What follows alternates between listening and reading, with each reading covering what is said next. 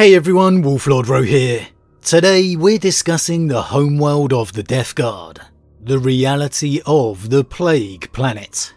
Spoiler warning to begin, as the events we're discussing today are from the Warhammer 40k novel, The Lords of Silence, by author Chris Wraight. As always, I really recommend you read the stories for yourself first, without spoilers, as that's the best way to enjoy the lore for yourself. But with that said, let's just jump straight in. Now, the homeworlds of the Traitor Legions have always been something of an enigma for me. Faced with the defeat at the Siege of Terra, their former homeworlds destroyed, and an Imperium intent on vengeance, the Traitor Primarchs and their legions eventually retreated into the Eye of Terror, which was essentially to become their prison for the next 10,000 years.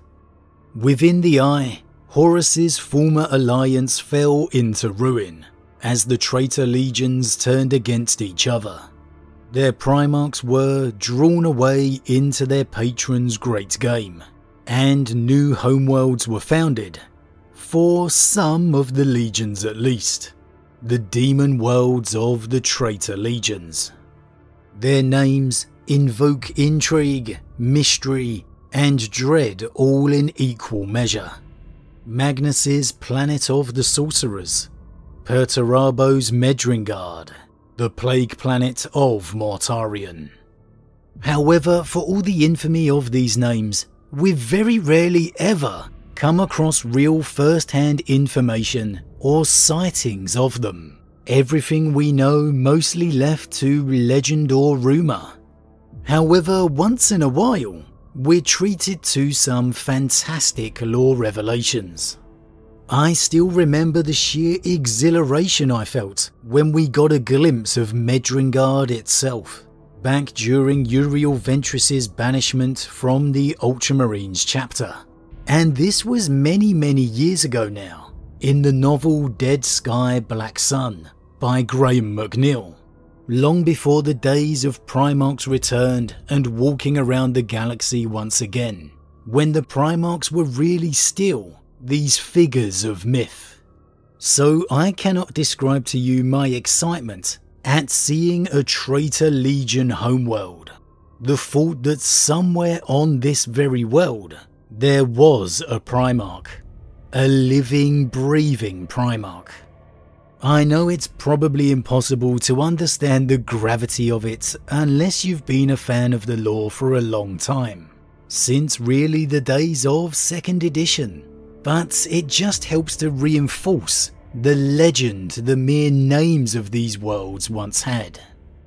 All these years later, the galaxy is obviously a very different place.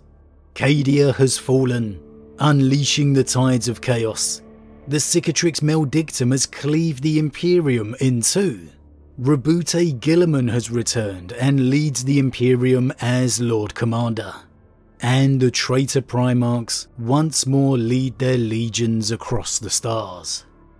The Eye of Terror in many ways feels like it's been left behind, along with those legendary homeworlds. However, within the novel The Lords of Silence, we got a glimpse of the Death Guard home, from their own perspective, which for me really helped to reinvigorate that legend, reveal some surprising information. The first of which is that it's not even named the Plague Planet at all, but Eliaphada, the ancient name given to the world by the Eldari. The Eye of Terror, of course, being the original site of the Eldari Empire. In their tongue, it has a variety of meanings: Sublime Soul Garden, Prideful Wasteland, and Dry Valley of Dreams. I guess each in their own right could equally apply to what's become of the world now. So maybe it's an irony that Mortarion never chose to rename the world. Why he didn't, we don't really know for sure here, but we did get an intriguing revelation, or at least speculation, on where the term Plague Planet came from. by a Death Guard named Vorks. It was left to others to call it the Plague Planet, mostly in mockery or fear. The hateful Thousand Sons, those arrogant and deluded tricksters, were the probable origin, for they had carried over their ancestral distaste of all things earthy and honest. Vorks despises the Thousand Sons more than he despises any citizen of the Imperium. In fact, he reserves mostly affection for the remaining defenders of Terra, seeing them as ignorant and waiting for salvation. But he cannot forgive the sins of Magnus's progeny, for they should have known what they were doing. Still, in all likelihood it was they that coined the name, which the planet's new residents eventually took up themselves in a kind of defiance. The Plague Planet it has remained ever since, even in the annals of the Imperial Inquisition, who speculate on what such a world must be like from the scraps and snippets they glean here and there. So Mortarion and the Death Guard never cared enough to rename their adopted home. But I think you can infer here they aren't overly fond of the term Plague Planet, given that Vorks is of the opinion it must have originated from the Thousand Sons, and they only use the term as a form of defiance. The hateful Thousand Sons, those arrogant and deluded tricksters, were the probable origin. I mean, there's no two ways to interpret that. It's pretty clear the hatred felt towards their fellow traitor legion here. And I haven't even covered a line where Vorks refers to the Thousand Sons in particularly colourful swear words as well. It's all really summed up perfectly by the following line of Vorks despises the Thousand Sons more than he despises any citizen of the Imperium. That is quite a claim, and maybe a good testament to why the forces of chaos can never truly unify enough. Is it a coincidence this Death Guard hatred of the Thousand Sons mirrors the gods Nurgle and Tzeentch's rivalry? I highly doubt it, and a lot of the distaste between the two legions would have become fueled and heightened the second they became servants of their dark patrons, the Death Guard the chosen of Nurgle, and the Thousand Sons the chosen of Tzeentch.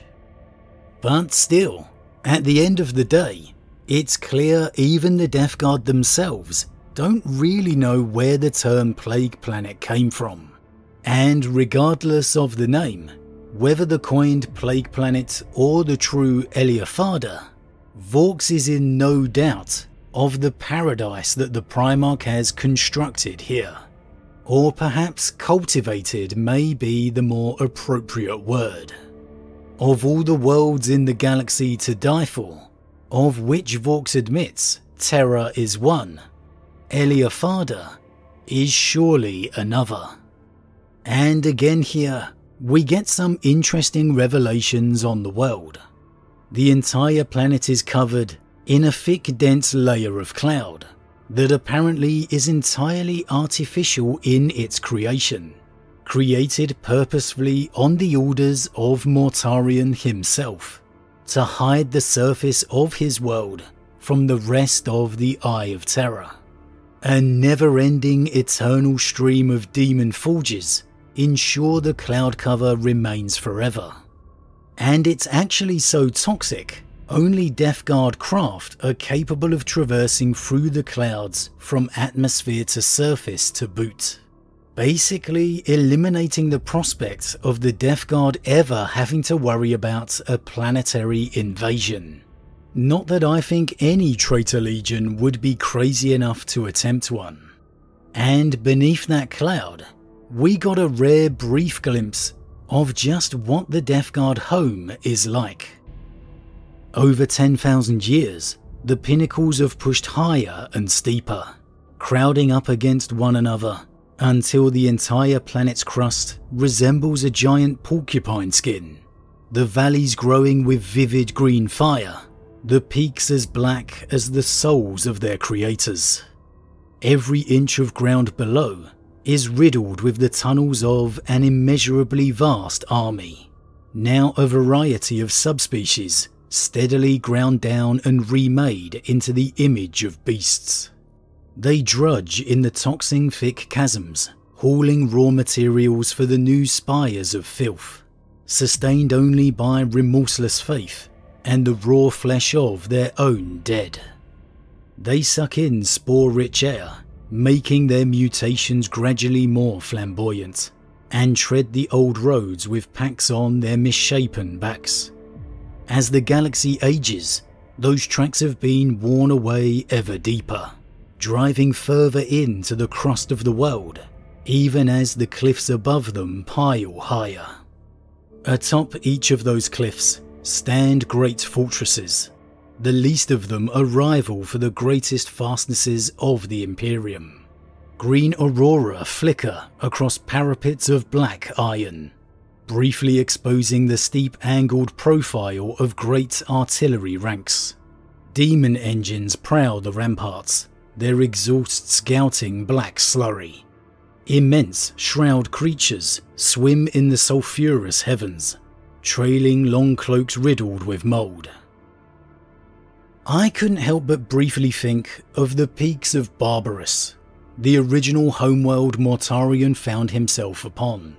Below, within the depths here, the toil and struggle takes place. What passes for the population of Eliafada struggle to survive in service to their overseers. And the peaks of Mortarion's world are dominated by the fortresses of the Legion. You can't help but see the mirrors and parallels to the former world of Barbarous here. The question is it something Mortarion created intentionally? Or maybe subconsciously somehow? He most certainly has nothing but hatred for his former home of Barbarous. Yet the same as all his brothers, he cannot deny it moulded and shaped the man he would become. Some might even say scarred. With Mortarion recreating the hallmarks of his former home, I don't think it's a stretch to say he bears those figurative scars still. And for me, these are the kind of lore moments I just love, where you feel like you're really getting to learn something rarely seen. And that's exactly it with Eliafada, a rare glimpse of understanding on just what the reality of the Death Guard home is, the reverence in which it's held by its Legion, and the horror of what that so-called paradise is. With the galaxy now open, with the Eye of Terror really taking a back seat, it's really great to get these moments where we can see and learn the truth about their homes, to bring back some of that importance and gravity of what the Eye of Terror truly is. With a homeworld immune to assault, with a population dedicated to furthering their masters, it's perhaps clearer than ever to see why the Death Guard of all the traitor legions are still the most unified, why they have grown in strength rather than fall. With this bastion at their heart, it's easy to see why it will only be a matter of time before the Death Guard threaten the galaxy once more. But as always everyone, what do you think? What do you think of the reality of the Death Guard home? Are you surprised Mortarion never renamed the world, instead letting it keep its Eldari mantle? Are you surprised the Death Guard aren't too fond of the term Plague Planet, and that they believe it to be an insult by the Thousand Suns? For me, that was a particularly great little revelation, and I just love the thought the Death Guard use it in a form of defiance against their enemies. And considering Mortarion has such a bastion for his Legion to fall back on, does this give some extra reasoning to you on why the Death Guard are consistently one of the strongest remaining traitor legions? As always, leave your thoughts in the comments below. Huge thank you to all my subscribers, your support truly means a lot to me, it really does. If you're new, please consider subscribing to help the channel grow. And if you enjoyed this particular vid, then why not drop a like on it too. But with that said, I am off, and I'll see you all again real soon.